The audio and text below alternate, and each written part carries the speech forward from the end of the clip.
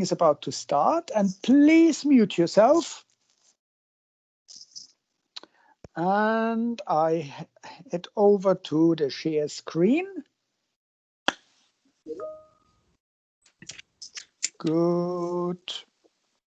And please do mute yourself. I can hear somebody. Good. So Sebastian, please mute. Wonderful. And I assume you can see the screen as per usual. Wonderful. And thank you very much for the Moodle link, for the attendance. That's great.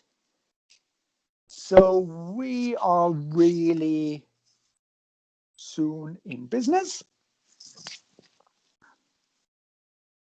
And please don't be sad that people hand over modules and hand over the teaching to other people, because what we want you to experience is different teaching styles.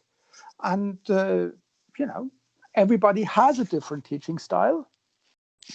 So you get really exposure to as many teaching styles as possible. And that's a good thing. And there are also then, you are taught by experts in the field. I mean, I don't know very much about carbohydrates. And therefore, the best person to teach you is an expert in that field, my lovely colleague, Dr. Chris Mulligan.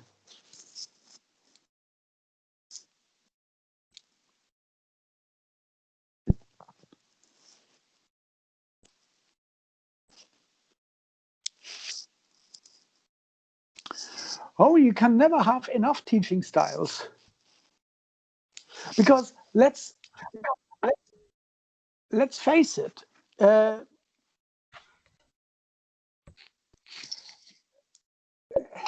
learning is an incredibly would you forgive me if I said learning is an incredibly intimate process, and everybody learns in a different way. So the way I teach might interest a few people, and other people find it dead boring or absolutely atrocious. So, you know, give those people a chance to experience a different style.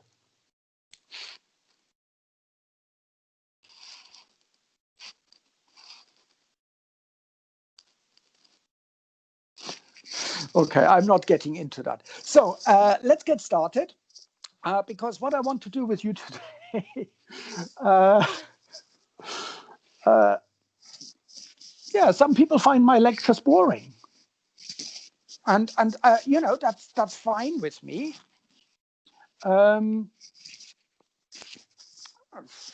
It's not a problem. But let's get started. What I want to do with you,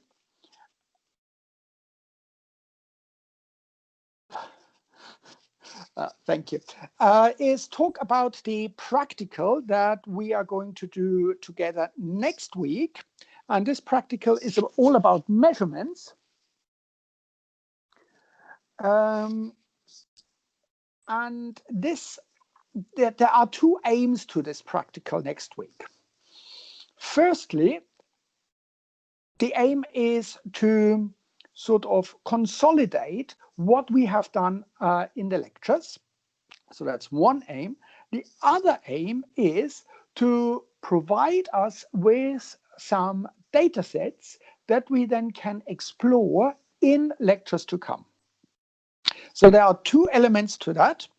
The practical itself is, what is the technical term? Let me think about it.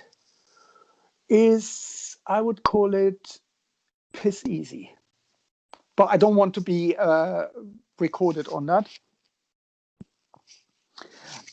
Because what you're going to do is really, you are just pipetting some volumes into what is called Eppendorf tubes, and you weigh these tubes.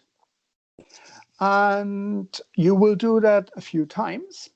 This actually then also trains you working with pipettes and gives you really good practice in doing that. I have received a number of emails from students who tell me that they won't be able to attend the practical next week for various reasons. And therefore, I have, of course, I anticipated that. So I have tried to sort that out. I think I have sent you already the link to the practical website. Have I done that? Practical 2 measurements and uncertainties? Yes. Okay, now that's great, because that's one of the things that I'm worried that I might forget these things. And before the practical, and it doesn't matter whether you are actually doing the practical or if you are not doing the practical, and some degree programs are not doing the practical, the face-to-face.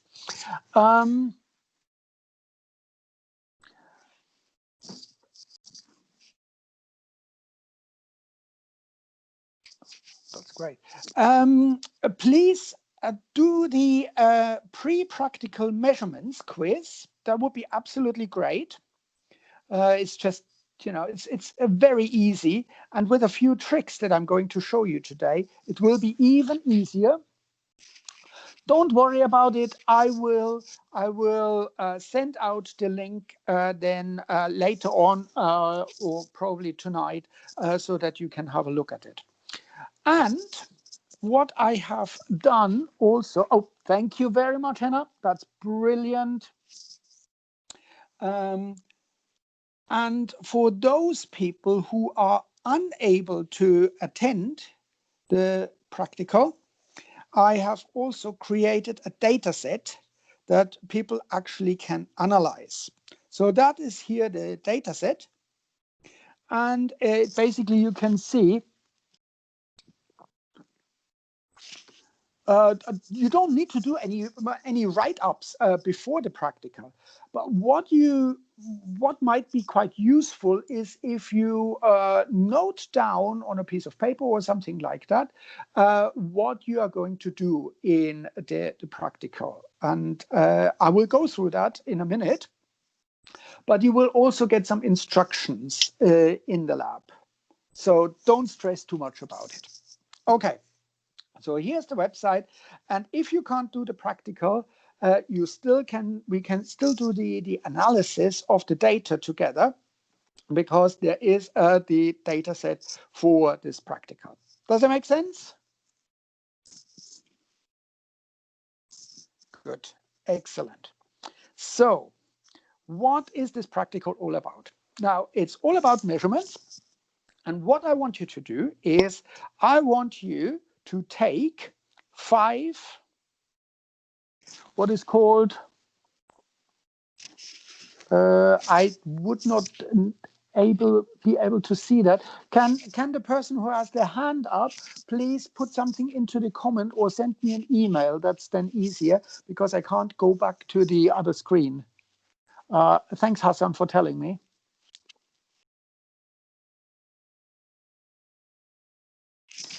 So what I want you to do is I want you to take 5 what is called Eppendorf tubes. That's just a very posh name.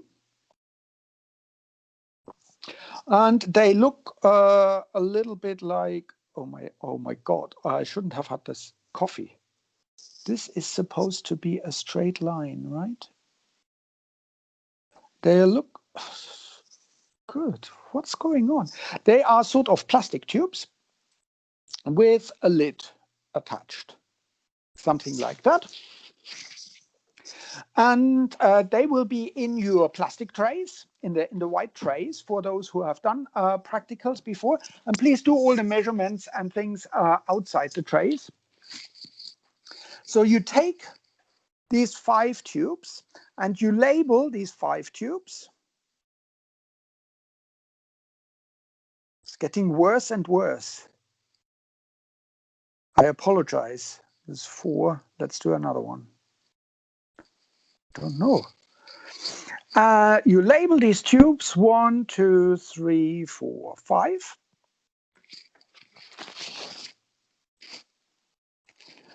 Yeah, I think abstract drawing. I mean, this one, I can't leave that here. This just looks like this looks so wrong. This doesn't look like a tube at all. It looks a little bit better. You take these tubes. Each tube, or let's start with tube 1. Take tube 1. Take tube 1. Put it on the balance, on the lab balance. And I abbreviate it like that. 0 the balance so that it shows 0 with the tube on it. And then add 400 microliter of water to the tube. Close the lid. That's important. Thank you. Yes, that's exactly. Yes, balance and scales are interchangeable. And that is what an Eppendorf tube ideally should look like. Although that's a really posh one because it has some graduation on it, which ours don't have, and we don't need that. So add 400 microliter of water to tube 1 and record the mass. Record mass of the water. So the balance should read something like, I just make something up, 0.398 grams, and that would be the same as 398 milligrams. Okay? So record that for tube 1.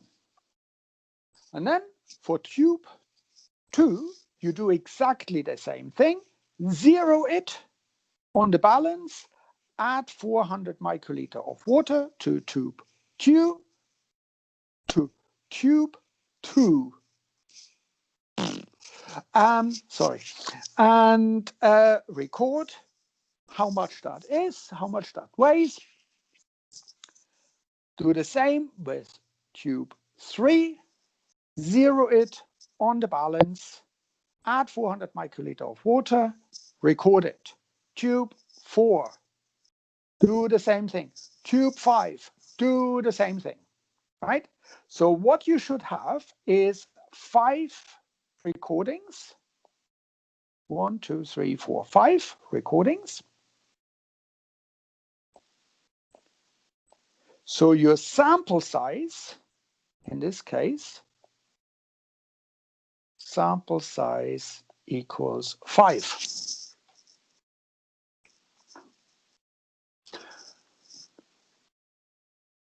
The mass and the volume, there is a relationship.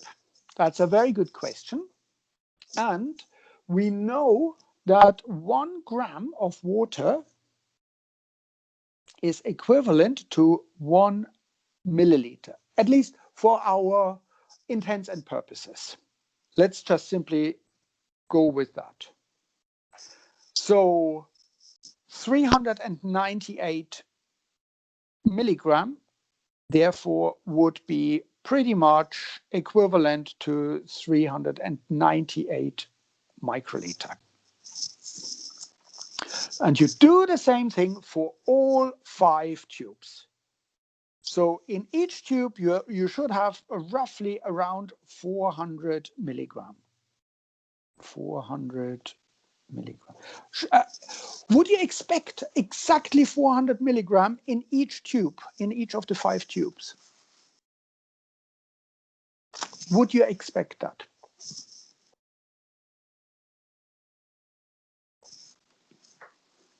No? Hopefully, but probably not. Mohammed, I absolutely like the way you phrased it. A very skilled lab technician, for example, will probably get very similar readings. But you're not skilled, and that's great because there's opportunity to learn. So you will probably see some variation in that. And that's great because that is exactly what I want to have. So you have got 5 tubes. Let's call them, these 5 tubes, the A tubes. Okay? And what I want you to do then is take these A tubes,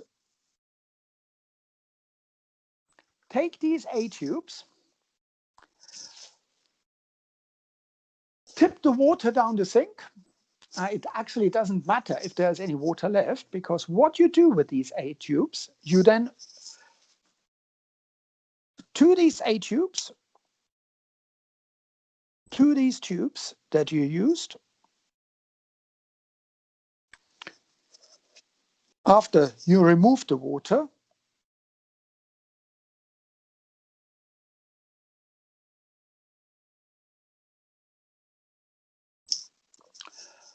you do exactly the same thing again.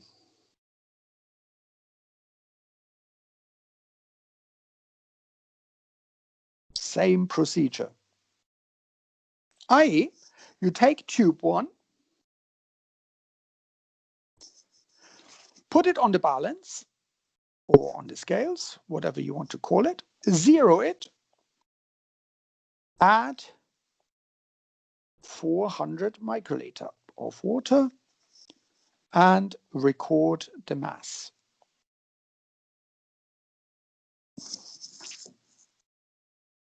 Not just practice, because there is a little bit more to it. And I'll show you in a minute what this might be. So you add again 400 milliliter, and you end up with ideally 5 more measurements. Okay, let's call these the B tubes. And again, these measurements should be in the 400 milligram range. Okay? Yes, you will get this method again, but you can, and I encourage you to make some notes so that you actually know what you're going to do. So you've got the B tubes. So what I want you to do then is tip out the water from these B tubes. And it doesn't matter if there's anything left. And what I then want you to do, take these same 5 tubes to these tubes after removing the water. Can you guess what's coming?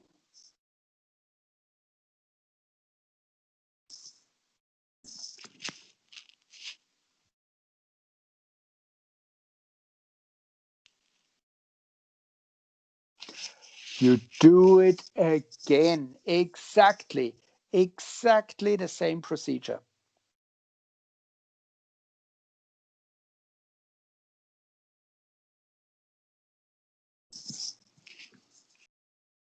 Repeat steps again. Absolutely. Tube 1. On the balance. Zero the balance. Add 400 microliters. And record the mass. Let's call these the C tubes. And you should have 5 recordings, all in the 400 milligram range.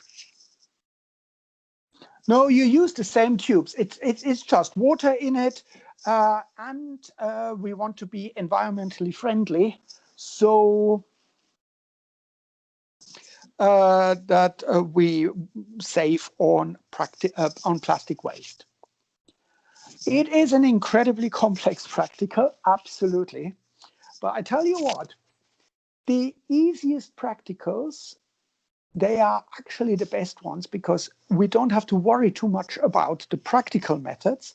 We can really focus on the data analysis behind it.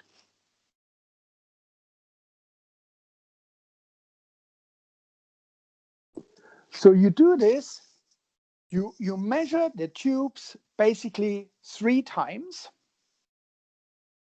but with different, you empty the water, you add new water, measure it. So ideally, what you end up with is a set of 3 samples. 1, 2, 3, 4, 5. 1, 2, 3, 4, 5. 1, 2, 3, 4, 5. These are your measurements.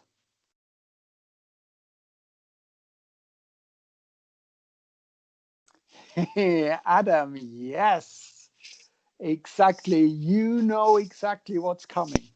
This goes in the direction of the central limit theorem. And that's a really nice way actually to demonstrate it. So you have 15 samples, or no, you have got 15, I should say 15 observations.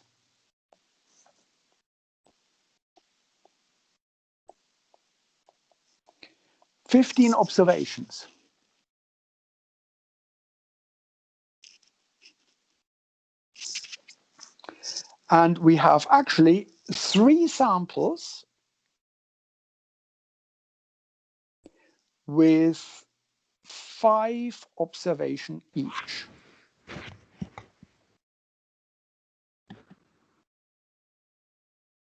Okay?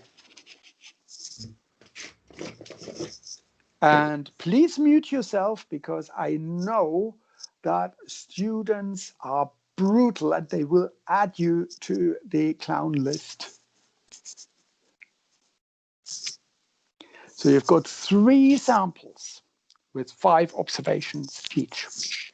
And what I want you to do is, I want you to practice the reporting of your measurements.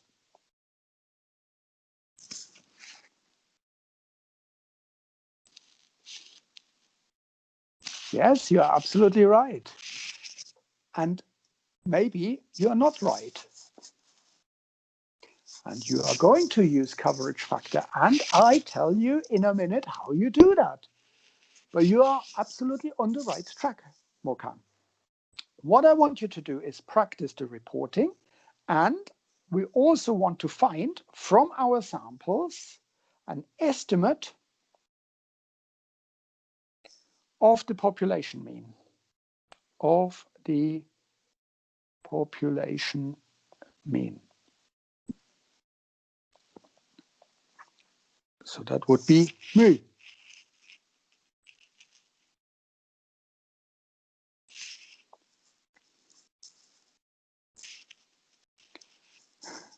Okay, calm everybody, because now what I'm going to do is, let's see if I can do that in such a way that hopefully it becomes clear and you learn something in addition to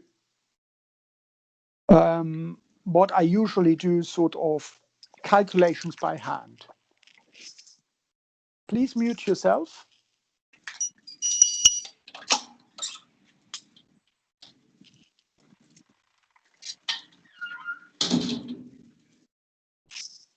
Wow.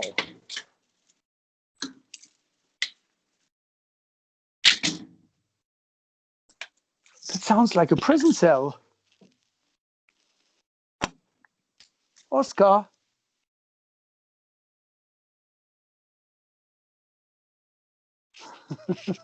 Oh, I see. It's not a prison cell. It's a cell to a different, it's a door to a different little house. Okay, good. That's okay, fine. Okay, so I want you to show you how this analysis is done quite easily. and not terribly painfully. So I'm going to head over to Excel, but you can do that also. Yeah, grab serial. Aha. Yeah, good.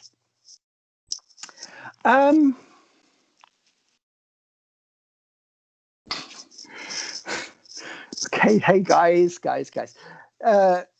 Here are the data for somebody who did the experiment, and I just use the A-tubes. And I want to show you how you can actually do these calculations, hopefully quite easily in Excel. So so here we've got our 5 measurements. And what we want to do is we want to calculate the average of these A-tubes. And you can easily do that in Excel. So you can use equations in Excel. I just repeat that for people who have not worked a lot with Excel. So each equation in Excel starts with an equal sign. Equal. And now we want to calculate the mean of our samples. And in Excel, this is the command average. So you start typing and it comes up with suggestions. So average. And what you can do then is you just simply click on the cell that you want to use and you drag it down with the left mouse button clicked. Okay? And you press enter. Look at that.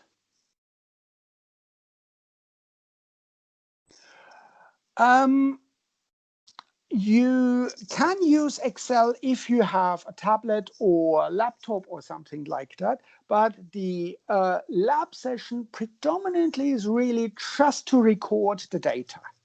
And you can do the analysis then later on, or we do it sometime next week. Okay? So this is the average. This is our, if you like, this is our X bar. Now, in order to calculate the standard deviation, again, Excel can do that very easily. And there are actually different functions for that. What we are looking for is really the sample standard deviation. Sample standard, because sample standard.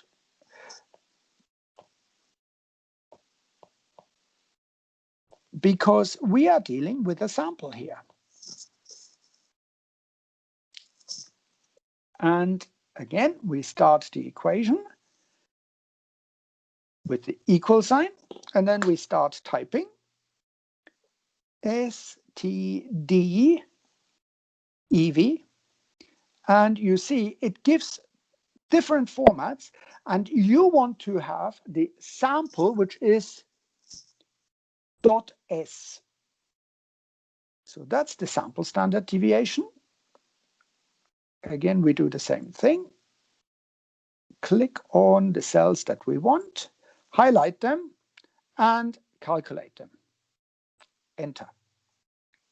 So our sample standard deviation is 14.89.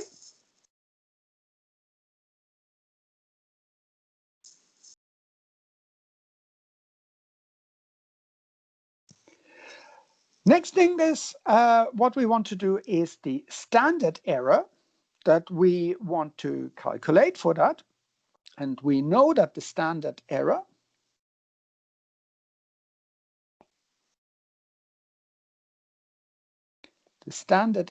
is given by sample standard deviation divided by the square root of the number of observations. And in this case, the number of observations is 5.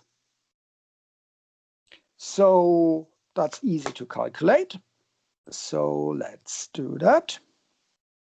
Again, we start with the equal sign.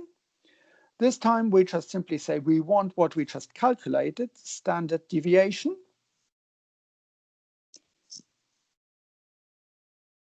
Divided by square root SQRT. Oh, look, it comes up with that. And we want square root 5 for that. Enter. So the S means it's the sample. We are talking about a sample here. Oh, sorry, the S is the sample standard deviation. This S here. That's the sample, oops, that's the sample standard deviation. And the standard error is given by sample standard deviation divided by square root n. That's the standard error that we get for that. And in the previous lecture, we heard that when we want to report our measurements, we calculate 2 times the standard error. That's in this field here. So we can again calculate that. Equals 2 times what we just calculated. And we get our standard, our extended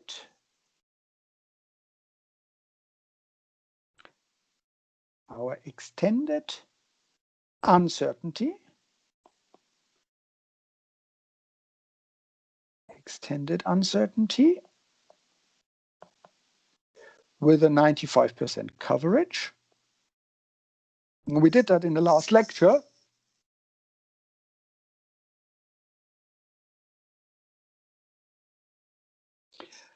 With a 95% coverage.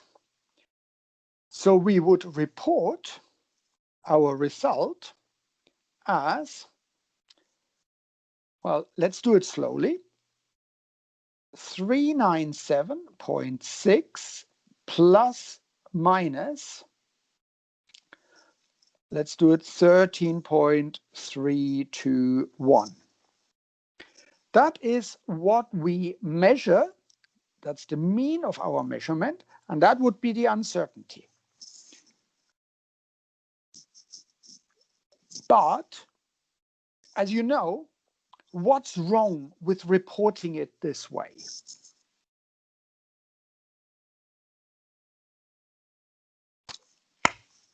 Smashing.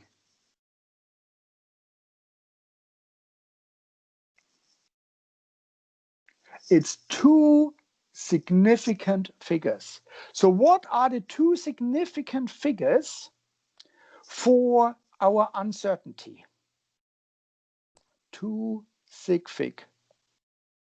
What are the 2 significant figures?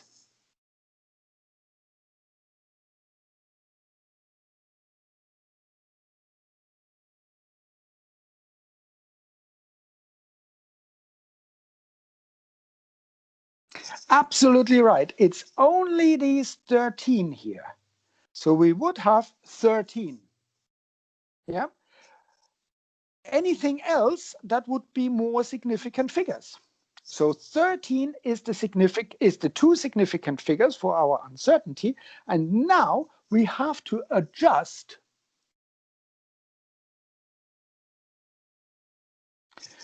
You have to adjust that, the mean that we report, so that we have the same number of decimal places as we have in our uncertainty. So how would we report our mean? What would be our...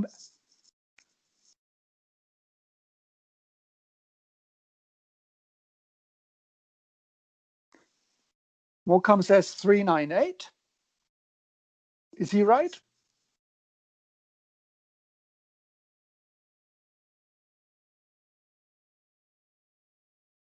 Haley confirms. Exactly. So we would report this as 398 plus minus 13 milligram.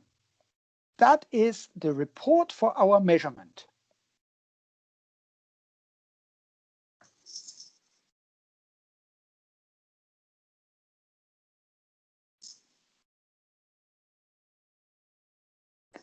And Andre, yes, thank you very much. I was just about to do that. Yes, he did standard deviation dot S divided by square root 5. Absolutely right. Yes, that's how I just wanted to write that down, but you beat me to it. So this is how we can report. It's not two significant figures for the mean. It is the same number of decimal places that our uncertainty has. So if you've got two significant figures for the uncertainty, which is 13, and no decimal place, then you would report your measurand as no decimal places. The significant figure for the measurand, for this 397, that doesn't make any that doesn't play any role, the significant figures. It is the decimal places. Does it make sense, Elizabeth?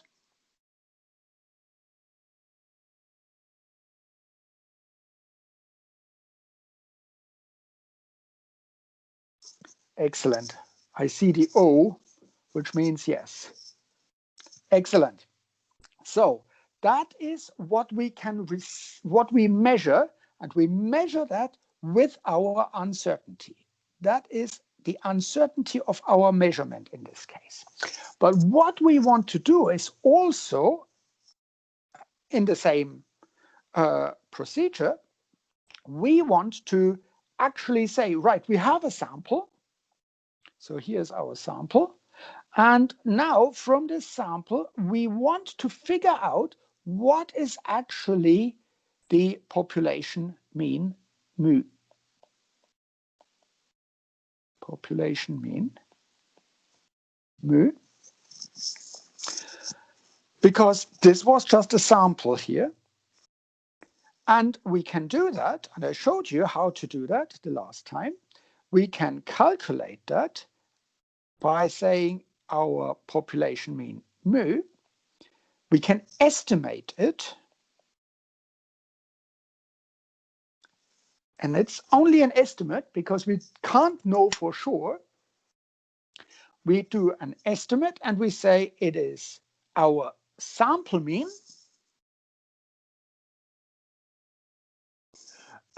Jade, please, by all means, I want you to be out as quickly as possible. So you do your 15 measurements, record it, go home. That is my ideal scenario. Yeah. Now for the estimate of the population mean, we said we use our sample mean plus minus, and I told you this critical factor, this critical t-value, which is also called the coverage factor in this case,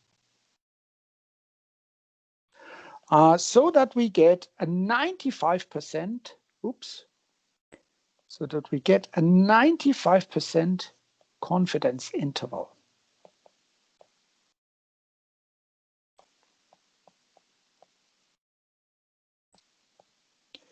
And we do this, the critical factor times our standard error of the mean.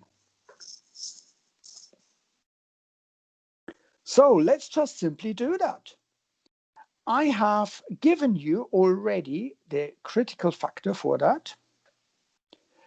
That's 2.78. If we have a sample size for n,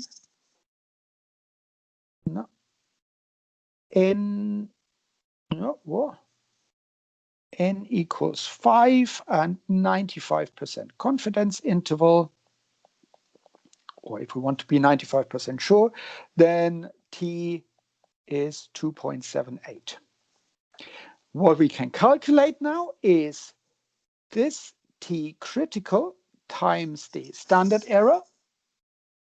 Yes, I give you this t critical because I have not yet shown you how you can actually calculate that. And this t critical times the standard error is also referred to as, can anyone remember what it is called? T crit times standard error.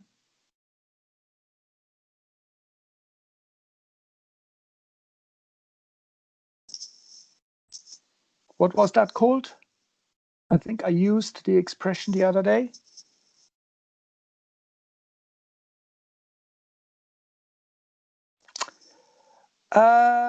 No, the coverage factor actually would be the critical t value.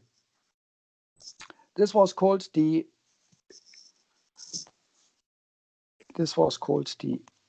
margin of error, or abbreviated MOE, not MOD.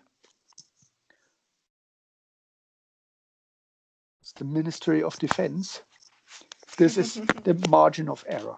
And please mute yourself because you are upsetting people again.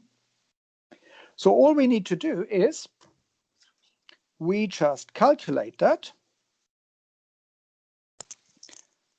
equals, we take this value 2.78 times, and we have calculated the standard error 6.6 and calculate that to 18.5. Okay, does that make sense? So the margin of error exactly is the t critical, the coverage factor, times the standard error. And of course, what we would do now is we would estimate it.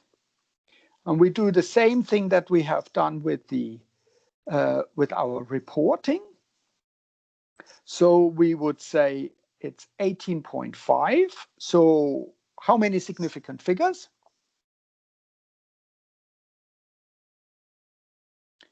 So 18.5 we had here. Before we had 13.3, now we have 18.5. So write that down, 18.5. How many significant figures? Yeah, 2 significant figures. We would report this as 19. And we would say we had, what was it, 398. So we have 398 plus minus 19 milligram.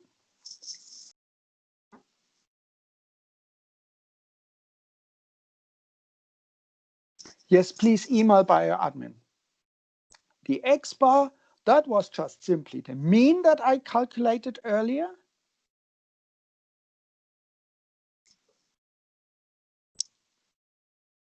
So we have 398 plus minus 19 milligram.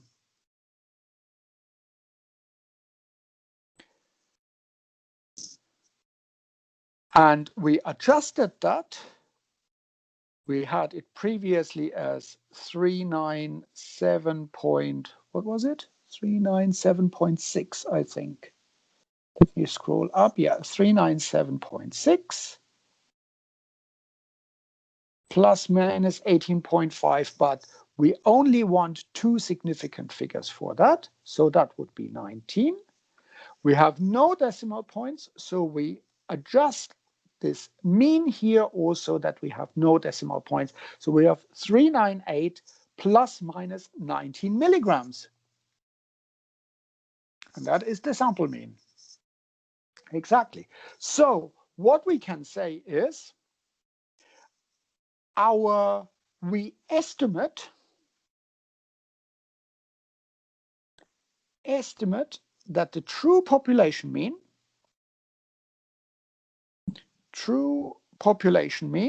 lies somewhere between 398 minus 19 milligrams and 398 plus 19 milligrams.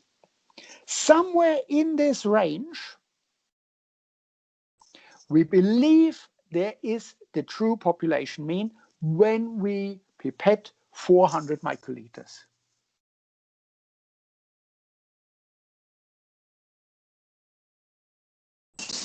And the standard error, and please keep yourself muted, the standard error was the standard deviation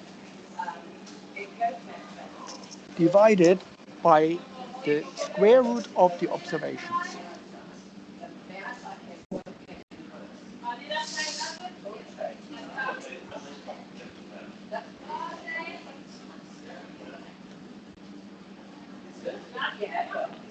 This actually here is also referred to as the lower bound, and this is also referred as the upper bound.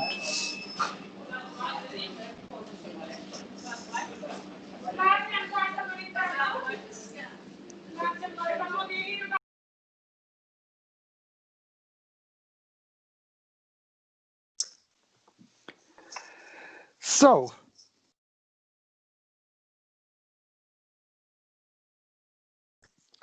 does that make sense? You probably want to have a look at this recording when you do these calculations,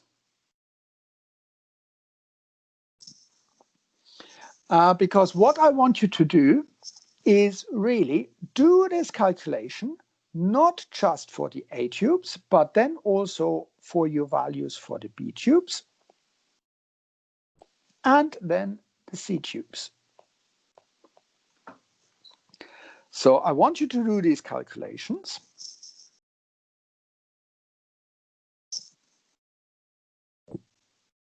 Because then what we can do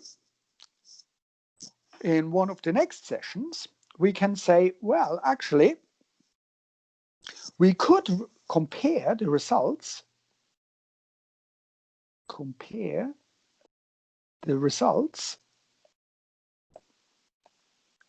for the A tubes with the B and C tubes and see if they are all in line with each other. We can ask whether there is a difference between one of the tube types that we used and the other tube types. And we can also compare the different samples.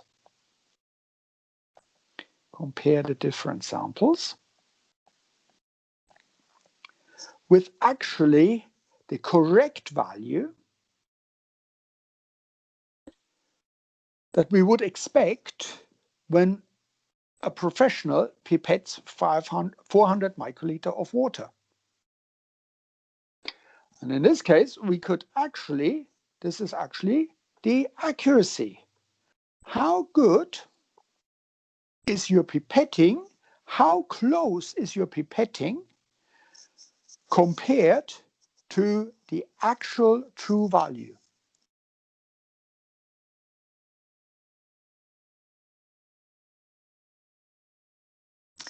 Does that make sense?